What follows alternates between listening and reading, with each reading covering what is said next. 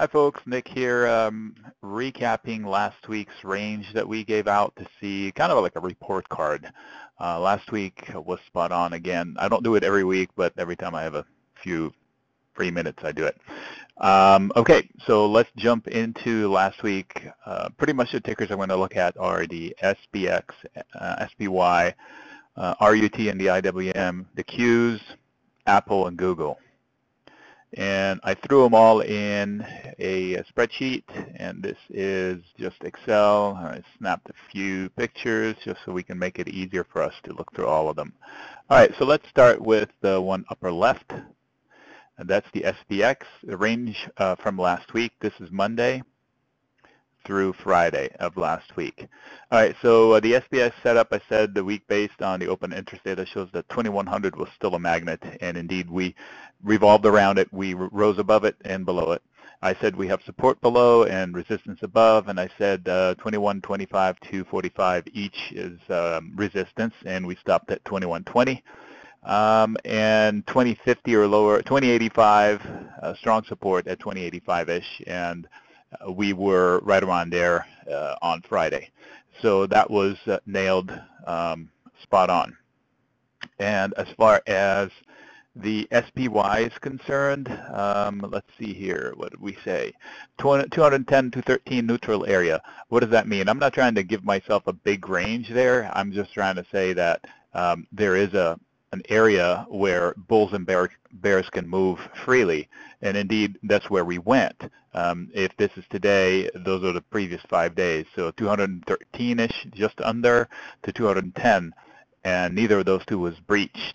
We do have strong support at 09 through 7. We did have resistance 13.5 and higher.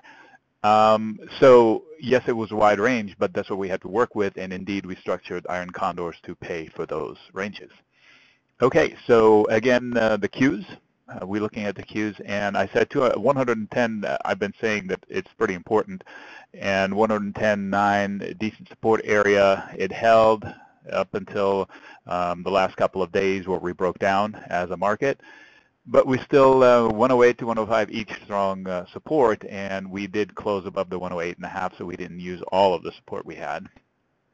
And I did say that we have downside pressure from when we were higher and vice versa. So we have resistance at 111, 112, and look at that, we failed around the 111-ish. Okay.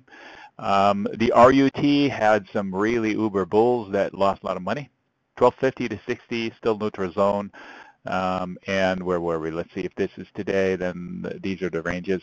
So it was neutral zone. We meandered in there the first couple of days, and then we said support at 1230. We didn't need the full 1230. We stopped around 1240 both times.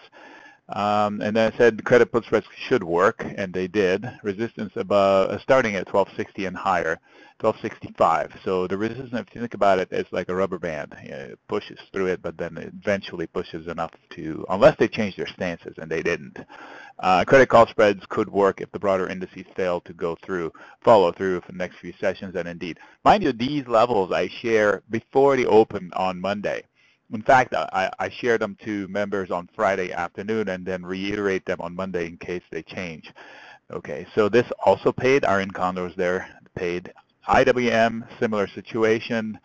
Decent supports at 23 and 24, and I said the battle still at 24.5, and indeed that's where it revolved. They did touch 126, but I knew that they would have to resolve the 124.5 first. I said if the bulls can break it, then they can run. They had a scenario lined up to 127, but they failed to take advantage of it.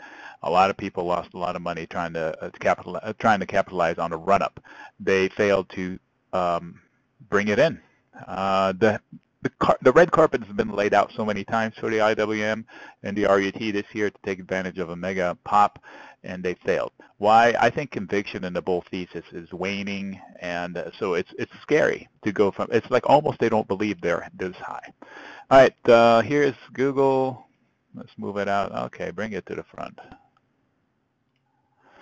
Okay, Google. where did we go? Let's see, Monday, so these are the 5 days. It had a strange run-up that I didn't believe it was going to sustain. I think it had some sort of a headline going. The Twitter buyout thing keeps coming back into play. I don't believe it's going to happen anytime soon. Maybe a cooperation of sorts further. Okay, so the Goog L. Resistance at 547. Look at that. I mean, that's 545. We didn't need all the resistance or higher. 560 to 70 is even higher resistance. Needs a headline to run. That's what I said. It ran on a headline kind of, but then fizzled. Credit call spreads should work, and they did. 542, 535, 535 each decent supports, and 535, 532, that's where it ended up the week.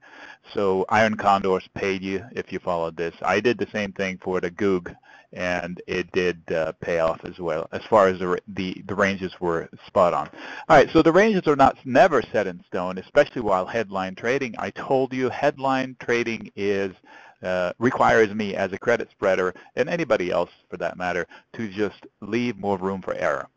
So if you're interested in all these levels and you're not already a member, contact me. I reply to all messages real quick. Nick signing out.